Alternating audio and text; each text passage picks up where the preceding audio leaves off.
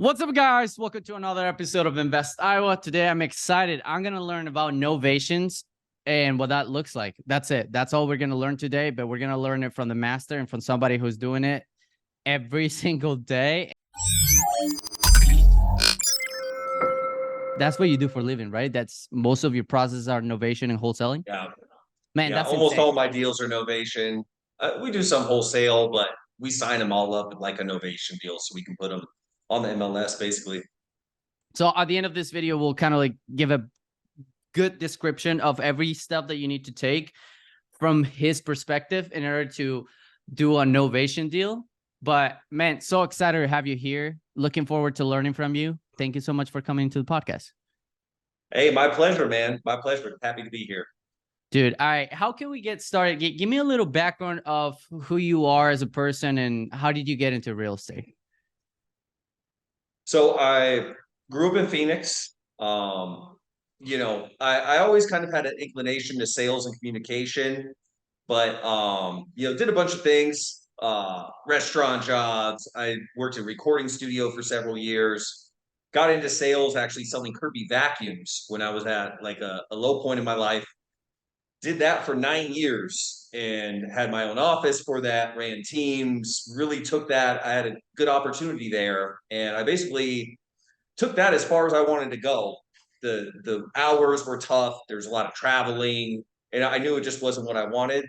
And I saw my buddy Jared Piper, who I went to elementary school with, on Facebook, traveling the world, doing all these crazy vacations and living it up. And I was like, man, I would sure love to be doing that stuff, right? Rather than staying in cheap hotels and selling these vacuums door to door. And I reached out because I thought he was a realtor. And that's when I found out he actually was wholesaling now. And that's when I dove into that, started researching it on YouTube, came across Sean Terry. I'm in Phoenix. He was in Phoenix. He seemed like the biggest guy out here, and I really connected with his content. Cold messaged him on Instagram, told him my story. Basically said, hey, look, I'll work for free if I need to. Anything that it takes, I'll prove myself. And he ended up giving me a shot. And, I worked for him for 2 years and was running his sales department, pretty soon after I started working there and, No learned the shit. business. Had a built-in mentor who was, very experienced. And it was a very fortunate situation for me.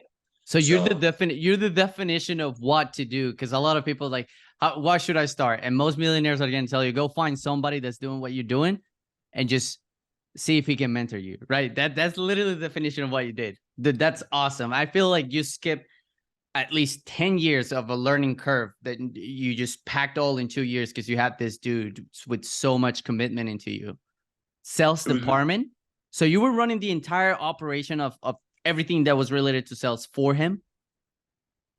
correct. Yeah, and we were doing in-person meetings for the first year, and then we switched over to a virtual model right before COVID.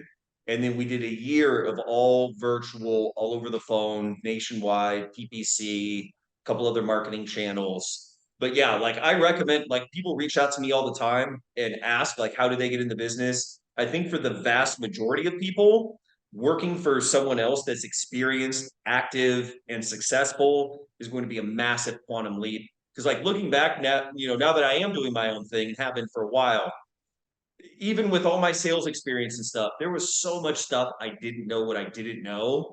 And it would have taken me a long time to figure it out. And like I had very little money. I think I had like $3,000 when I first started.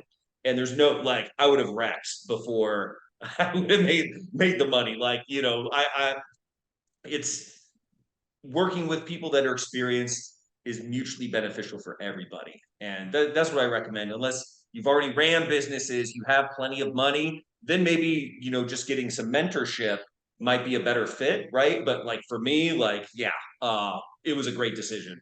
It was a free mentorship. I mean, you're working for this dude. He's teaching you everything. It's up to you to really learn the business. And now you're running.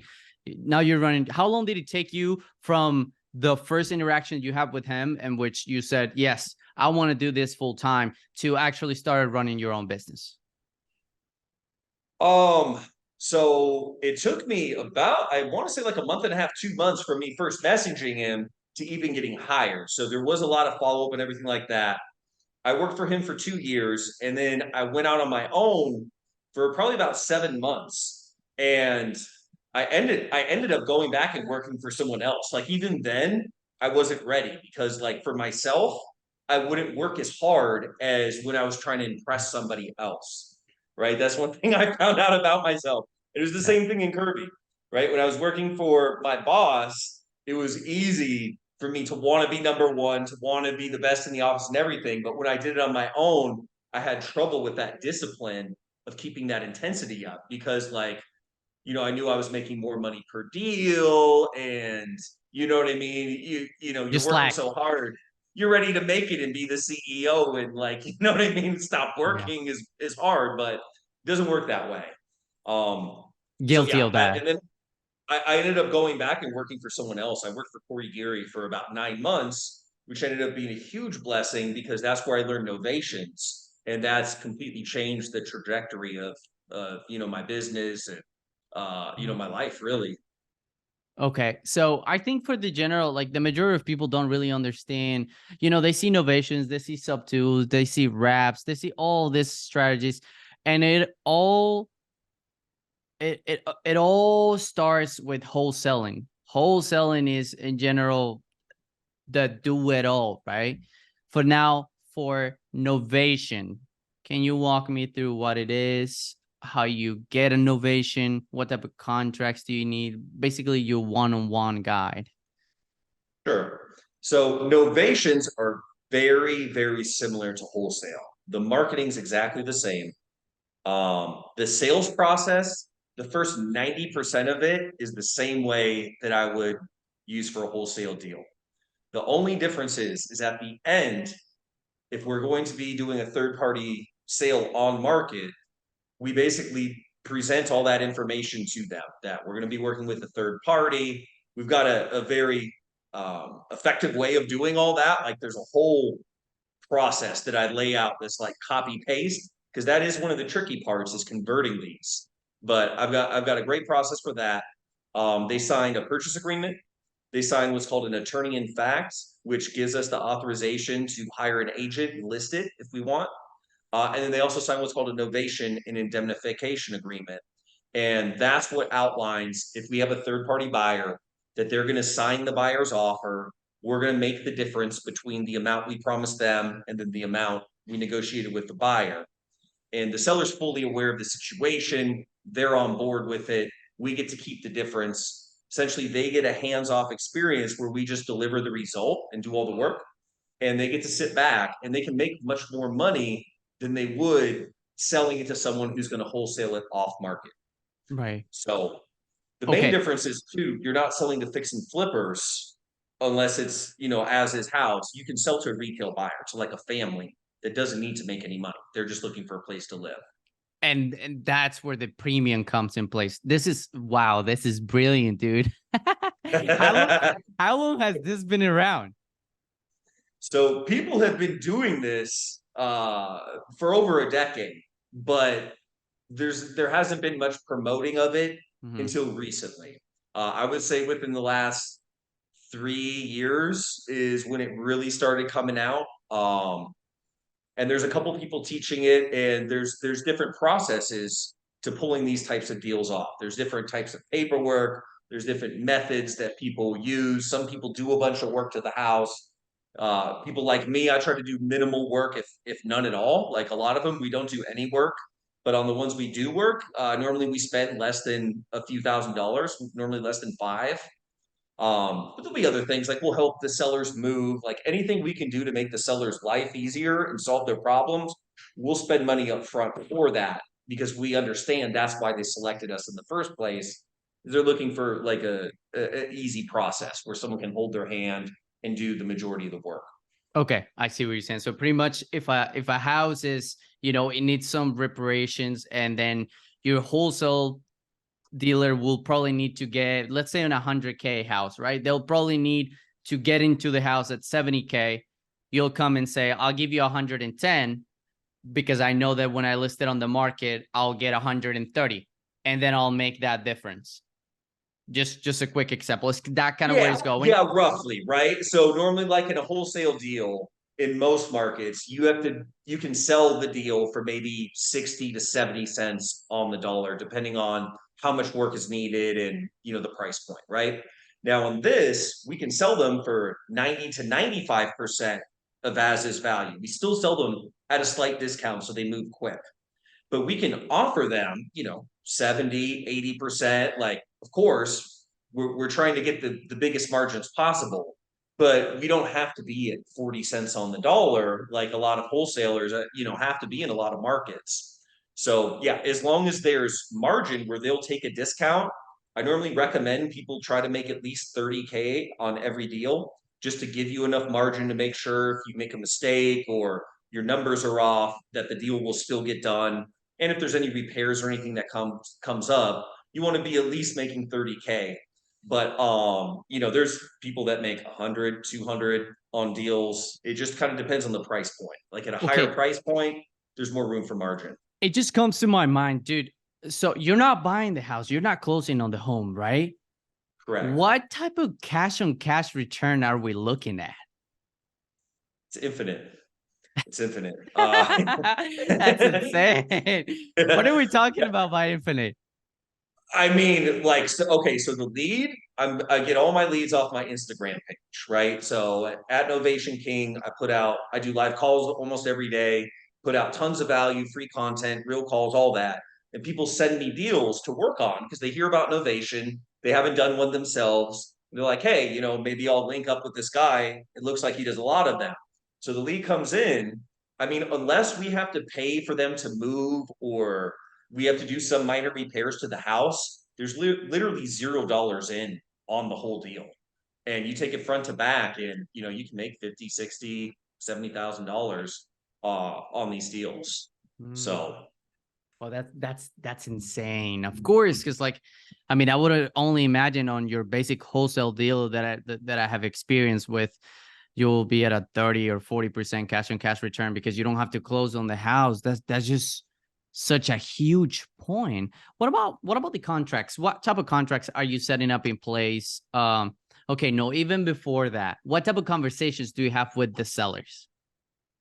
so the whole call I handle from the perspective of evaluating it as a cash offer. Okay. And in my Rainmaker training, like I've got a very specific process that we use. It's 3 phases. So phase one is the discovery phase. The point of the discovery phase is to build meaningful professional trust with them, get them comfortable, be empathetic, look to uncover any information that's going to be useful for us solving their problems and giving them the perfect solution. So, condition about the house, their personal situation, their timeline, their fears, their wants and needs, any obstacles or extra moving parts. We don't negotiate it all. We don't push back. We don't play hardball with them. We really take it from a consultative approach and just get them to open up as much as possible. And we don't even worry about price or anything like that. Like it's not even a concern at that stage of the game. And then we collect all this data, and then we go to the anchor phase where basically we position ourselves as the go-between between the seller and then the third-party decision maker, which would be the underwriting team, the powers that be, the decision makers, however we phrase it. They're the bad guys, right?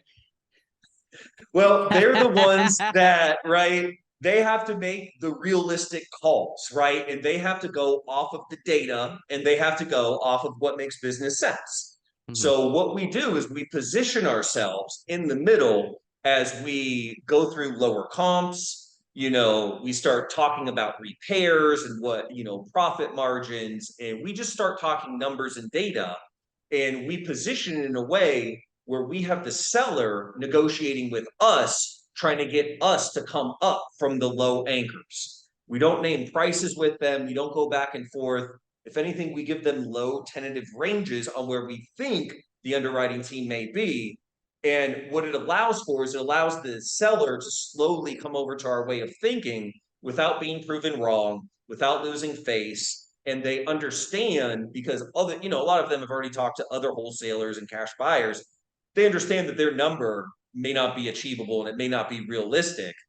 And then we also have the option where we can speak about how, there's a lot of people out there making offers that aren't actually buying properties. You have to be careful, where we can kind of uncover unethical wholesalers that aren't letting them know what's actually going on, right? Mm, Because anybody that's wholesaler, you've seen people where they get promised a great price by a wholesaler and then they can't execute and the seller ends up being harmed, and it's just bad for everybody. yeah. So after the anchor phase, we do what's called the deliver phase. And that's when we have the paperwork already written up. Most of the time, if we're not going to buy if we're not buying it cash, basically we let them know, hey, look, we have an offer approved as a cash offer, but unfortunately, I don't think it's going to be a match because our cash offer, in order for it to work, would have to be at X. And it's always going to be a very low number, right? Because we have to buy it at an extreme discount. Say, however, I'm very excited because I actually was able to get you approved for what's called our concierge service. And I didn't really mention this previously because we're very selective on which ones we take on. It's very labor and resource intense. And then we basically explain how the concierge service is the perfect solution for their situation. And we immediately send over the paperwork and walk them through all the details, and they sign right there on the spot.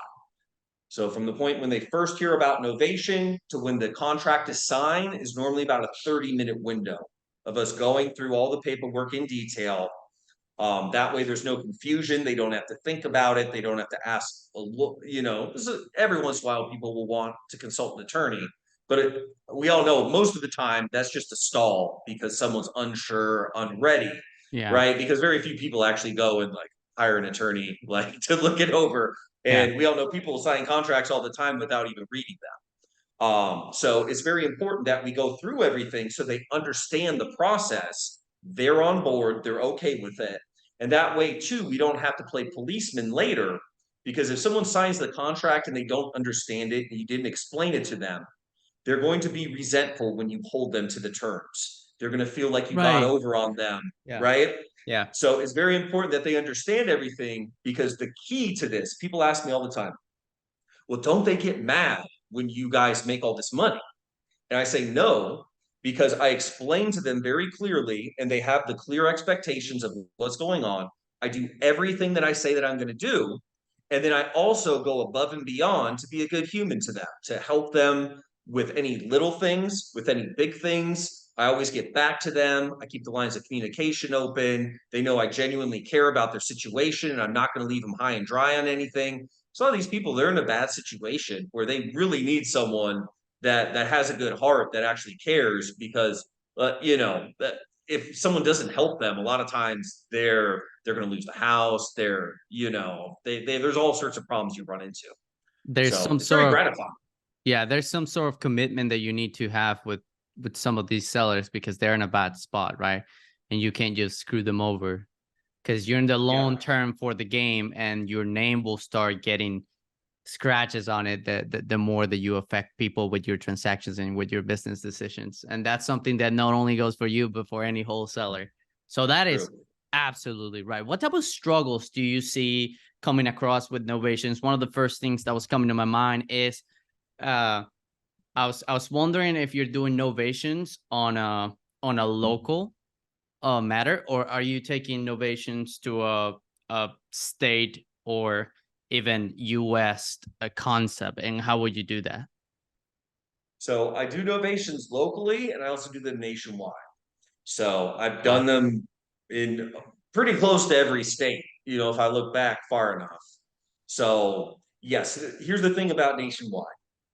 Okay, there's different rules for different things in Mm-hmm. different states, right? We all know transactions happen differently across the country.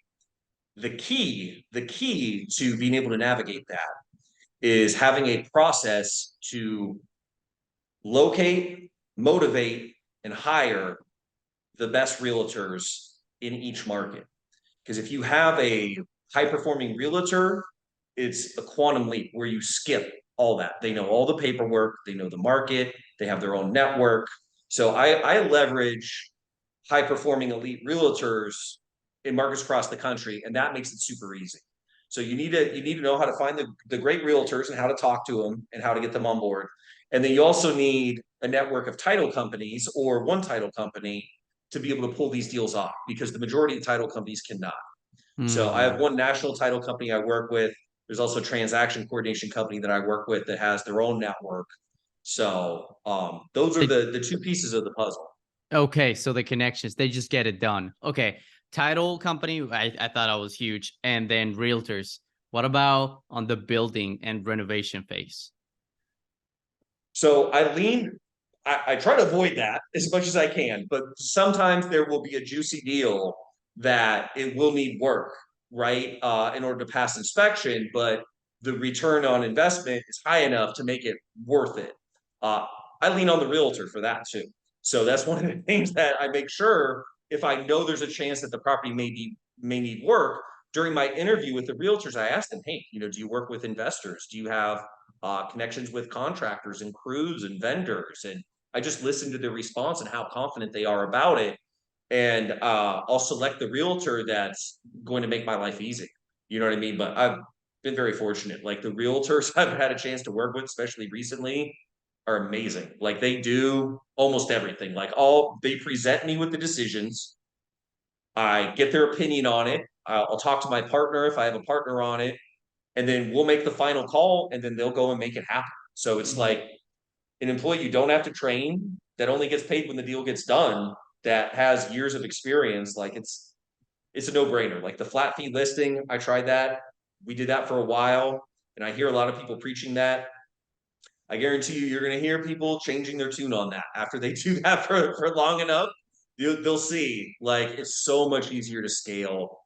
So many advantages to using a local realtor than a flat fee broker. Like it's not even Okay. close. Okay. In terms of before we jump into, because my next question is going to be, what states are you seeing the most results in, and like what difference do you see in states? But before jump into that, how are you? How is your underwriting team acquiring the numbers to make the deal work? How are you acquiring the valuation on the property that allows you to then list it on the MLS for hire? So the beauty of doing these types of deals is you don't have to factor in the cash buyers criteria, right? Their profit margin, their risk, any of that. So you can compare apples to apples on recently sold properties, both on and off the MLS. So with a normal wholesale deal, you're dealing normally with properties that need a full remodel, right? And the Mhm. seller's in a tough position. They're distressed. They're willing to sell at a bigger than normal discount. With this, you have this whole spectrum of those properties too. We still get those. But then we also have ones that are completely remodeled, and the seller may just be in a pickle and they value the convenience over getting the maximum amount of money, right? So as long as there's enough margin in there, the first step is we look for the number we want to find out is where will it need to be priced to sell within 30 days. So I look at all the recent sold properties in the area. I try to find the ones that are most similar to the subject property based on the seller's description. And I see how long did it take them to sell? What did they sell for? And then I basically just take in all the data of the recent sales, run a quick little calculation in my mind, right, of the most similar ones, and then how long they took. And then I make my best estimate of, okay, well, these sold for X amount in this amount of time. In order for me to sell this property in less than 30 days, I'll probably need to be at right about here. So once I find that number out, then we just back out everything else. So you figure 10% is going to go to realtors, closing costs, Mhm. and we'll call it miscellaneous expenses. It Mhm. could be repairs, it could be helping the seller move, anything like that. So 10% right off the top. And then I deduct a minimum of $30,000 for the profit margin on top of that. So that's your max allowable. Now, you want to find a narrative and supporting facts and figures to try to get the price as low as possible. I don't try to make 30 grand on every deal. I try to make as much as I can, but 30 grand is the minimum. So you can build a story to try to build it lower, but your max allowable is 30K under 90% of what we call as is retail. So we're not looking at ARV, we're looking at as is retail. Okay. Because of marketing on the MLS already gives you a greater return. Yeah, you're exposing it to the maximum amount of people. Mm, So, and there's the most data on there where you can see people that have done the same thing, what their results were. So, okay. it's a good indicator. So at what point in terms of the renovations and the amount of work that you need to put into these properties, because in a lot of cases, the big pool, they're not these houses, at least the ones that I'm thinking of, are not going to qualify on your FHA, on your conventional loan because of certain criteria is not met, the roof, the things like that. How do you walk through that?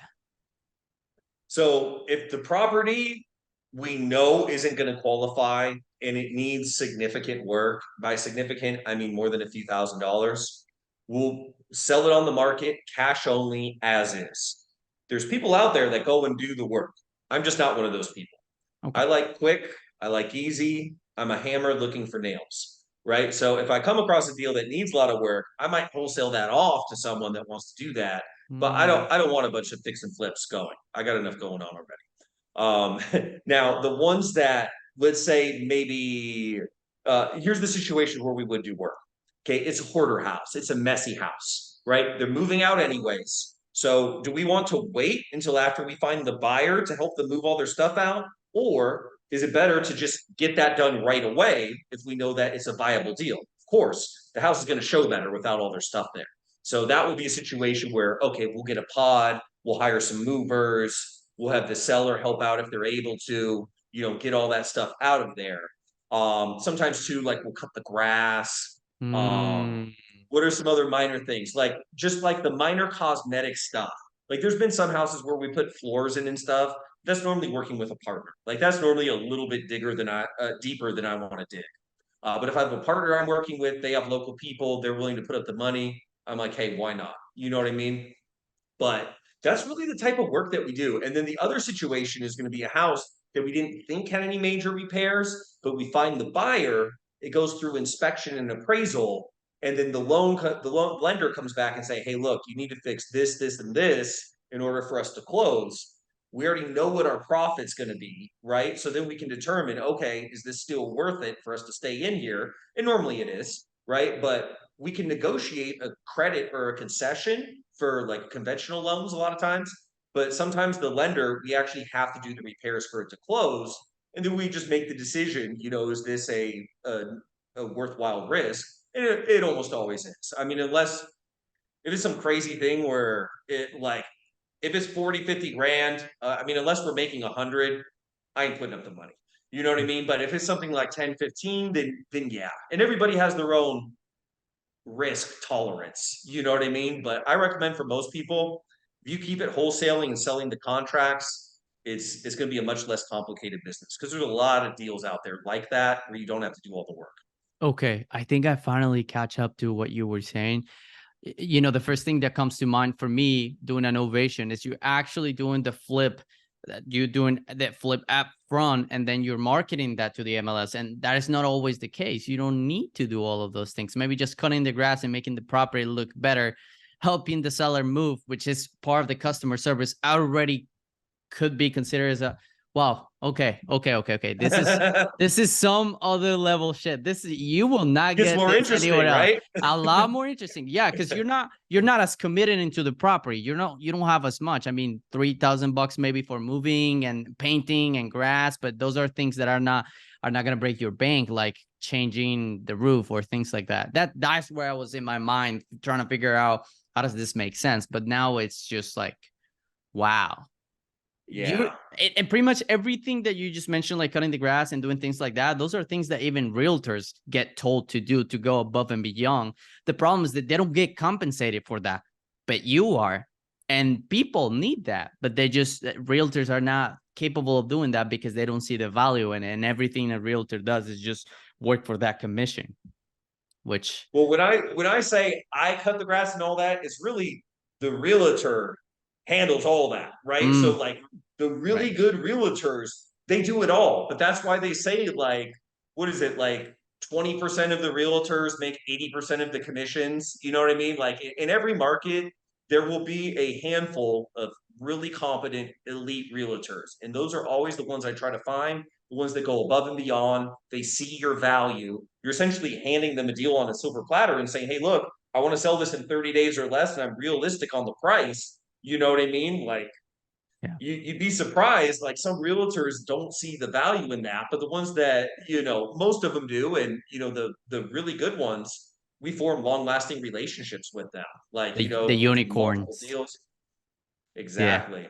I see what you said. Wow. Amazing, dude. Wow. This is so good. This is so good. How about we go to the rapid fire questions and Let's then do it. just trying to get your insight on this. Okay. Best investment you have discovered so far? Investing in your health, yourself. Investing in yourself. Worst advice you've been given? Worst advice. Ooh, wait until you're ready. Definitely Hmm. don't wait until you're ready. You're ready when you want to do it, and the best time to do it is right now. So, What stopped you as a young entrepreneur from becoming what you are now that you knew you then now you know that you could have changed when you were younger? hmm, I would say thinking bigger and not limiting myself to what I thought I could do, but really thinking about the end result that I was looking for, and also connecting with high level people and being more open to learning and more open to being a student and not wanting to be the boss or be on top, like basically being a better student earlier and soaking up more game and applying it sooner, and picking a bigger vehicle. I think the vehicle that you choose is extremely important. You can be, being the greatest Kirby salesman. There's years I made over 100 grand, but you know what I mean? I was never going to make $1 million doing that. You know what I mean? Mm-mm. And in real estate, there's people that are, teenagers or in their early 20s that are already making millions. And, they know less about sales than I knew when I was selling Kirby vacuums, but they're just in a much better vehicle. So I think the vehicle and the people you surround yourself with are extremely important. What set of skills thinks you think put you at a different position that is now the reference to you being what you are right now? I think being able to listen to people and ask the right types of questions and having the communication skills and emotional intelligence where you can kind of not only hear what they're saying, but you can understand the meaning behind it and the deeper layers of that. I think people that get really good at doing that and make a conscious effort of improving and sharpening that constantly, it's an extremely powerful skill. Being able to communicate and also being able to influence and present ideas in a positive light that makes it agreeable for other people. I think that's the essence of all business, is being able to communicate, be able to provide value, and then getting people over to your way of thinking. Facts. What type of people did you start cutting as you were progressively becoming better and better to yourself? Did I start cutting, like cutting out of my life? Yep.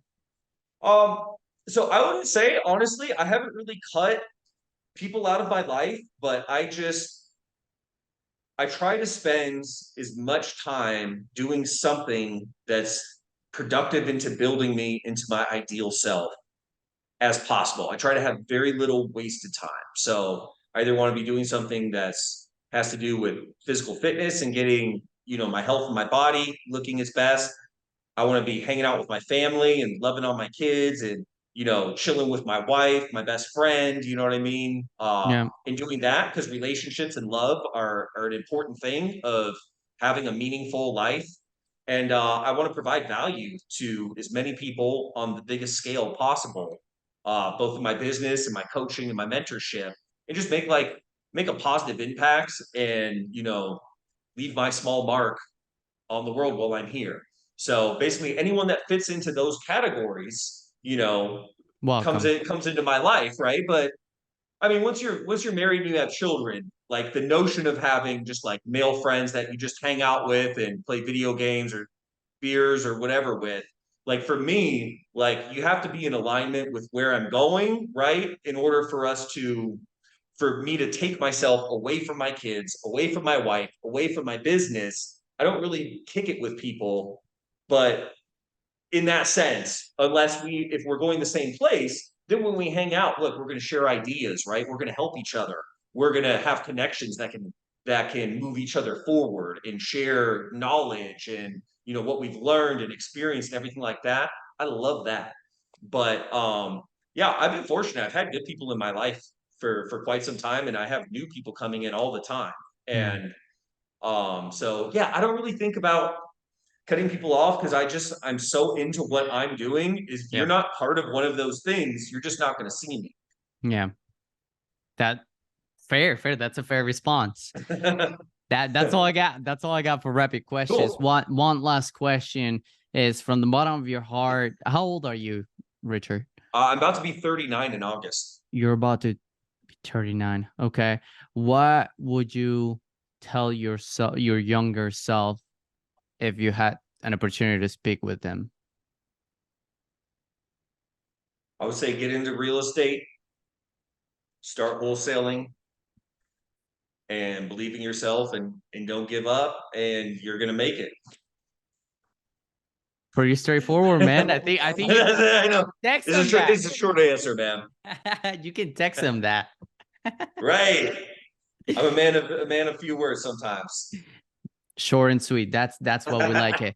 Richard, thank you so much for being on the podcast, man. Tons of information. I learned a lot from you. I hope you did as well. And if you made it this far on the video, Richard has a bunch of help and guidance and mentorship programs that in which he walks everybody through from not knowing anything to being able to close deals and walking you through every single process. I don't know if there's something else that I'm missing that you would like to add to that. Yeah, check me out on Instagram at Novation King. You can go to novationking.com, see about the Rainmaker course and community. Yeah, we have live role play calls we do, expert guest speakers, top wholesalers from around the country to network, to share resources with. So we're all about just elevating each other, learning from each other's experiences, and yeah, making lots of money and nailing fat deals. The biggest thing from this podcast, I think, is just follow the people that you think you want to get at the level that they are, and yeah, just start networking with them. So thank you so much for coming, Richard. I'll see you guys on the next one. Appreciate you.